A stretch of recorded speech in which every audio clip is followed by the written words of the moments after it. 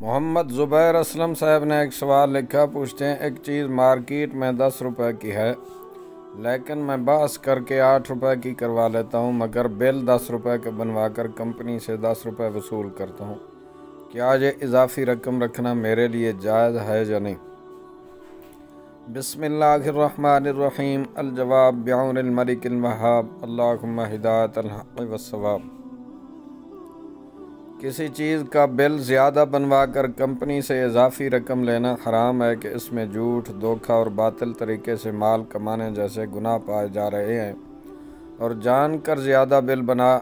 جو جان بوجھ کر زیادہ بل بنا کر دیتا ہے وہ بھی حرام میں معاونت کی وجہ سے گناہ گار ہوگا۔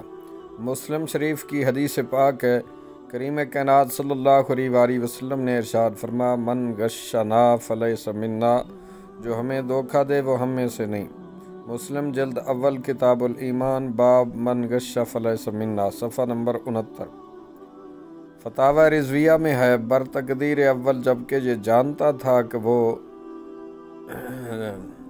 جھوٹے دعوے کے لیے کاغذ لیتا ہے تو اسے اس کے ہاتھ بیچنا معصیت پر اعانت کرنا ہوا، جس طرح اہل فتنہ کے ہاتھ ہتھیار اور معصیت پر اعانت خود ممنوع و معصیت اللہ عز و جل کا فرمان ہے، وَلَا تَعَاوَنُوا عَلَى الْإِثْمِ وَالْعُدْوَانِ، آپس میں ایک دوسرے کی مدد نہ کرو گناہ اور حد سے بڑھنے پر۔